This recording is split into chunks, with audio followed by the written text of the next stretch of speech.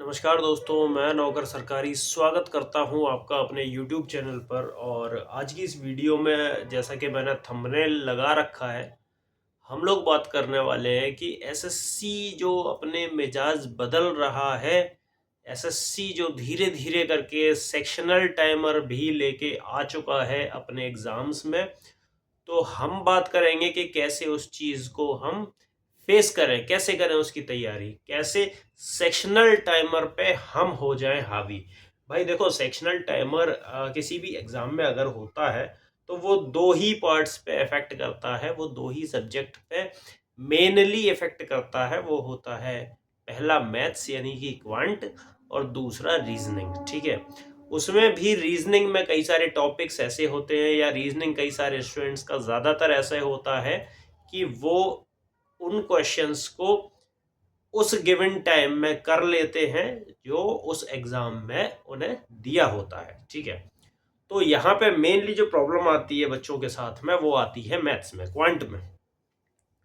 तो आज की इस वीडियो को देखने के बाद और जो जो चीज़ें मैं बताने वाला हूँ, वो चीज़ें खुद में अप्लाई करने के बाद में ये मेरी गारंटी है कि सेक्शनल टाइमर जैसी चीज़ से आपके एग्ज़ाम पे कोई फ़र्क नहीं पड़ेगा। ठीक है, ये मेरी गारंटी है। अगर जैसा जैसा मैं बोल रहा हूँ वैसा वैसा आप करोगे तैयारी, तो बिल्कुल भी कोई फ़र्क नहीं पड़ता कि सेक्शनल टाइमर है या नहीं। जो टाइम आपको दिया होगा उन क्वेश्चंस को करने के लिए, वो टाइम आपके लिए होगा बिल्कुल भी सफिशिएंट। ठीक है, तो हमको मैथ्स की तैयारी, खासकर मैं मेनली आज की वीडियो में फोकस कर रहा हूँ मैथ्स पे, क्योंकि सेक्शनल टाइमर जो है वो मैथ्स की कहीं ना कहीं हार्डशिप्स बढ़ा देता है, मैथ्स की दिक्कतें बच्चों की बढ़ा देता है। तो हमें मैथ्स में क्या करना है, मेनली मैं इस पे आज बात करने वाला हूँ कि कैसे हमें सेक्शनल टाइमर को डील करना है। तो सबसे पहली चीज़ दोस्तों, हमको, जैसा कि मैंने अपनी पहले भी जो एक वीडियो बनाई थी उसमें बताया था, हमें मैथ्स की तैयारी में क्या करना है, हमें किस तरह से तैयारी करनी है। तो हमारे कॉन्सेप्ट होने चाहिए क्लियर, यानी कि अगर कोई नया बच्चा, कोई नया कैंडिडेट जो है, जो तैयारी करने के लिए बैंकिंग के लिए, एसएससी के लिए आगे बढ़ रहा है, तो उसके सबसे पहले जो है मैथ्स के, क्वांट के जो है, हर टॉपिक के कॉन्सेप्ट क्लियर होने चाहिए जो एग्जाम सिलेबस में है। ठीक, तो अगर होगा कॉन्सेप्ट क्लियर तो क्या होगा, देखो कोई भी क्वेश्चन किस तरह से फ्रेम हुआ है, क्या इंफॉर्मेशन गिवन है, क्या हमसे पूछा जा रहा है, और अगर हम उसको सॉल्व करने बैठे कैलकुलेटिव मेथड से तो किस तरह से सॉल्व किया जाएगा, ये सारी चीज़ें क्वेश्चन पढ़ते ही हमारे दिमाग में आ जाएंगी। ठीक है, तो ये काम होता है कॉन्सेप्ट का। फिर हम उसकी करते हैं प्रैक्टिस। तो कॉन्सेप्ट की जैसे जैसे प्रैक्टिस करेंगे, हमें चीज़ें कहीं ना कहीं क्लियर होती जाएंगी, स्पीड हमारी बढ़ती जाएगी। फिर बात करते हैं कि कई सारे कॉन्सेप्ट या कई सारे टॉपिक्स ऐसे होते हैं जहाँ पे कोई ना कोई शॉर्ट ट्रिक्स बन जाती हैं, और वो शॉर्ट ट्रिक आपको नहीं बनानी है, आपको यूट्यूब पे ही मिल जाएंगी। कुछ वीडियोस जो हैं वो आप देख सकते हो, टॉपिक बाय टॉपिक, अलग अलग जो फैकल्टीज हैं, जो टीचर्स हैं, जो आपको पढ़ा रहे हैं बहुत टाइम से एसएससी, आप उनकी वीडियोस से फॉलो कर सकते हो। एक वीडियो फिलहाल मैंने भी अपने चैनल पर डाल डाल रखी है।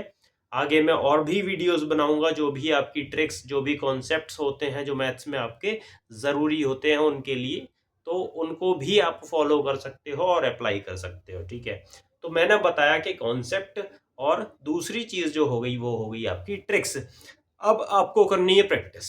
ठीक है, तो देखो, हमारा जो सेक्शनल टाइमर होता है ये बेसिकली हमारे स्पीड के साथ साथ हमारी इंटेलिजेंस का भी टेस्ट होता है। ठीक है, अब देखो, हमें लगता है कि यार सेक्शनल टाइमर है, मतलब हम टाइम बाउंड कर दिया है कि इतने टाइम में इतने क्वेश्चंस करने हैं, तो क्या होता है उसमें हमें ऐसा लगता है कि ये हमारी स्पीड का टेस्ट है। नहीं भाई, सेक्शनल टाइमर कभी भी सिर्फ स्पीड का टेस्ट नहीं है। सेक्शनल टाइमर आपकी इंटेलिजेंस को टेस्ट करता है, वो टेस्ट करता है कि आपका दिमाग कितना सचेत है। ठीक है, सचेत यानी कि क्या, कि आपको जो ऑप्शंस गिवन है, आपको वहां पे भाई जो सीबीएसई या बोर्ड का एग्जाम नहीं चल रहा है, आपको ना डिस्क्रिप्टिव एग्जाम नहीं दिया गया है, आपको सॉल्यूशन नहीं दिखाना है किसी को, आपको बताना है कि आपके सामने जो चार ऑप्शंस हैं उनमें से कौन सा सही है।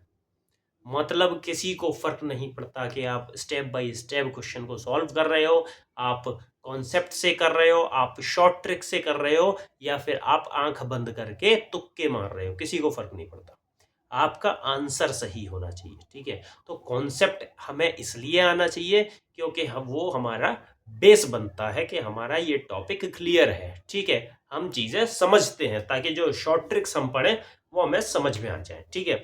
दूसरी चीज़ कि अब हम तैयारी कर रहे हैं, अब हमें क्या करना है, हमें करनी है प्रैक्टिस। प्रैक्टिस किस तरह से करनी है, तो प्रैक्टिस में देखो सेक्शनल टाइमर में मैंने बताया दूसरा क्या है, इंटेलिजेंस। तो प्रैक्टिस हमें क्या करनी है, तो ट्रिक्स की चीज़ें, ठीक है? ट्रिक्स जो हैं वो किस तरह से लग रही हैं, कहाँ कहाँ लग रही हैं, किस क्वेश्चन में किस तरह से लग रही है। अब देखो एक जो यूनिट प्लेस वाली ट्रिक होती है, वो एग्ज़ाम में अगर उस तरह का कोई क्वेश्चन आता है और सेक्शनल टाइमर है, तो कोई तो बच्चा है जो उसे पूरा सॉल्व करता है क्वेश्चन को, ठीक है? और कोई बच्चा है जो देखता है कि यार यूनिट प्लेस से क्वेश्चन बिना सॉल्व किए मैं ना मल्टीप्लाई करूंगा, ना ऐड करूंगा, ना माइनस करूंगा, कोई कैलकुलेशन नहीं करूंगा, मैं सीधे सीधे यूनिट प्लेसेस पे देखूंगा और सिर्फ उन्हीं के साथ मैं कैलकुलेशंस करूंगा जो कि ओरली में कर पाऊंगा। मुझे पेन की पेपर की कोई ज़रूरत नहीं पड़ेगी और मैं क्वेश्चन को सॉल्व करके उसका जल्दी से जल्दी आंसर बता पाऊंगा, ठीक है? तो यहाँ पे मैंने बताया कि भाई यहाँ पे हमें थोड़ा सा सचेत रहना है, हमें मतलब जागरूक रहना है, हमें देखना है कि हम ये सारी चीज़ें क्या क्वेश्चन में लगा सकते हैं। क्या हम एलिमिनेशन मेथड लगा सकते हैं कि भाई ये चार जो ऑप्शन हैं इनमें ये दो तो नहीं हो सकते, क्यों? क्योंकि उसके बहुत सारे कारण हो सकते हैं। अब वो बहुत सारे कारण जो हैं वो अलग अलग वीडियोस में आपको समझ में तब आएंगे जब आप वीडियोस को देखोगे, जब आप क्वेश्चंस को प्रैक्टिस करोगे, ठीक? तो सेक्शनल टाइमर भाई बहुत बड़ा हुआ नहीं है, आपको बस उसे डील करना आना चाहिए। तो मैंने बताया कि कॉन्सेप्ट क्लियर है, ट्रिक्स आ गई जो ट्रिक्स हमें हेल्प कर रही हैं बिना क्वेश्चन को सॉल्व किए सीधे सीधे आंसर तक पहुंचने में।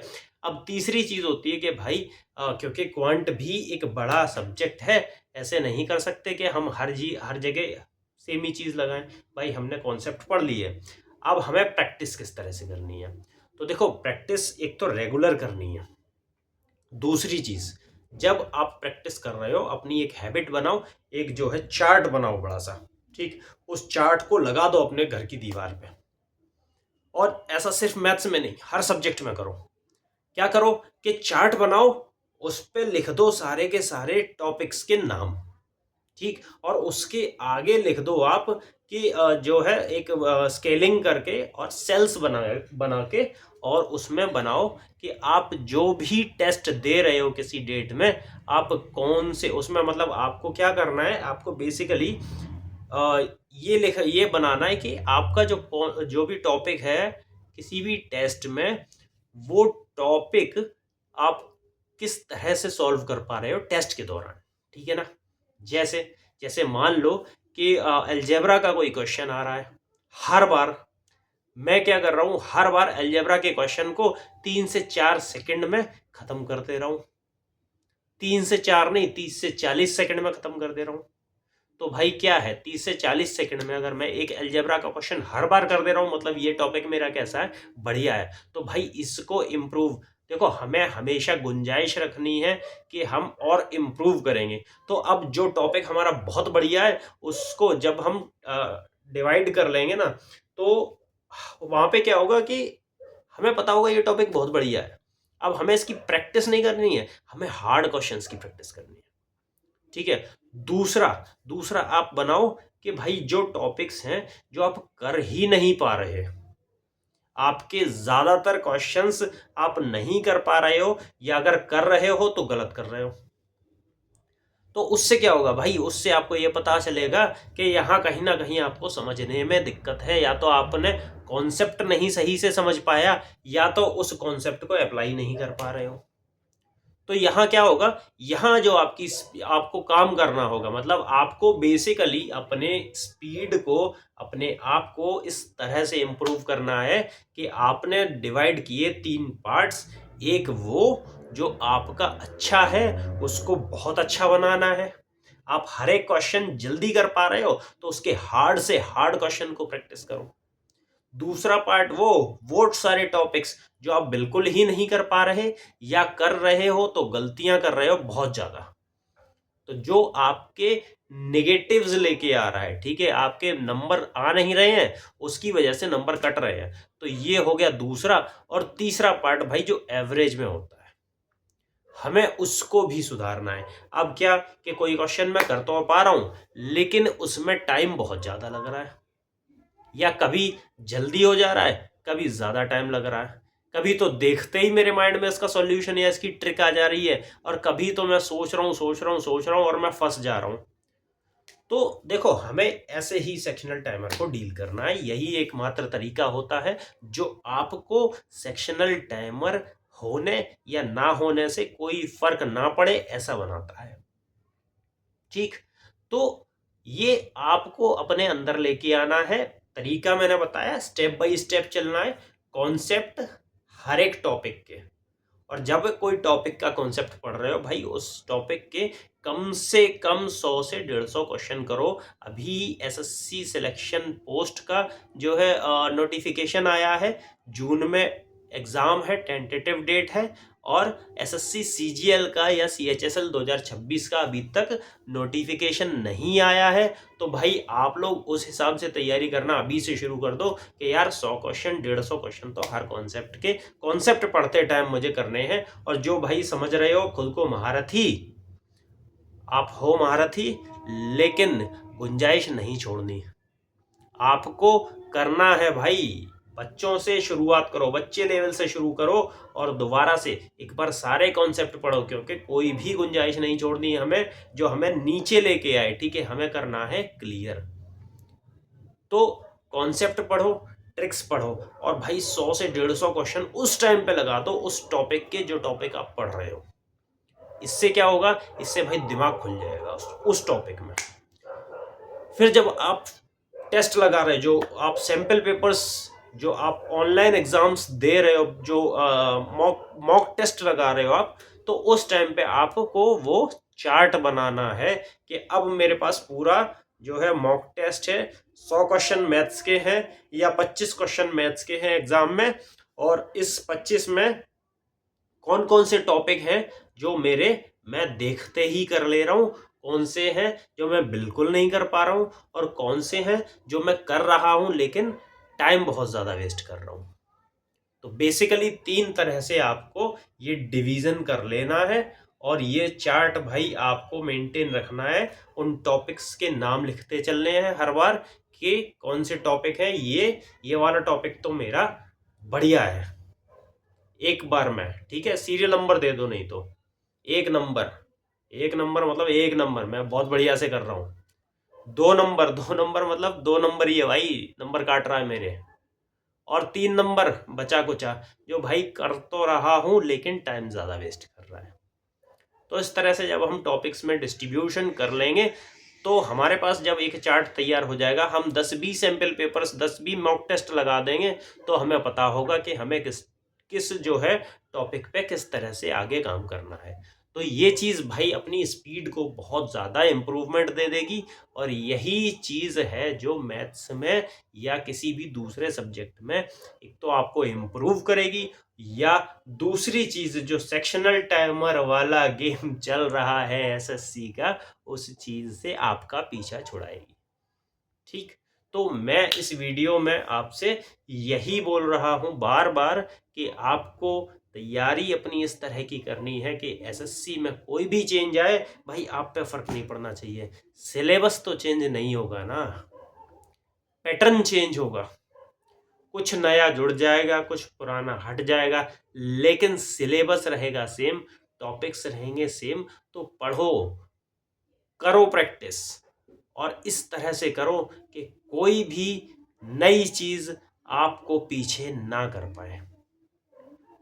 तो इस वीडियो को फिलहाल यहीं पे करते हैं ख़त्म, और उम्मीद करता हूँ कि मेरी ये जो एक छोटी सी वीडियो, एक छोटी सी एडवाइस है, जो आप अपने आप में लागू करके, जो जिसको यूज़ करके आप अपनी स्पीड, एक्यूरेसी, हर चीज़ को इम्प्रूव कर सकते हो, वो कहीं ना कहीं आपको हेल्प ज़रूर करे सेक्शनल टाइमर को डील करने में। तो इसी उम्मीद के साथ इस वीडियो को ख़त्म करता हूँ। मेरी वीडियोस को लाइक कीजिए, चैनल को सब्सक्राइब कीजिए और मेरी वीडियोस को उन तक पहुँचाइए जो कर रहे हैं तैयारी। शेयर करिए उन सब तक जो कहीं ना कहीं इस वीडियो से अपने आप में एक पॉजिटिव चेंज ला सकते हैं। तब तक के लिए जय हिंद, जय भारत, नमस्कार।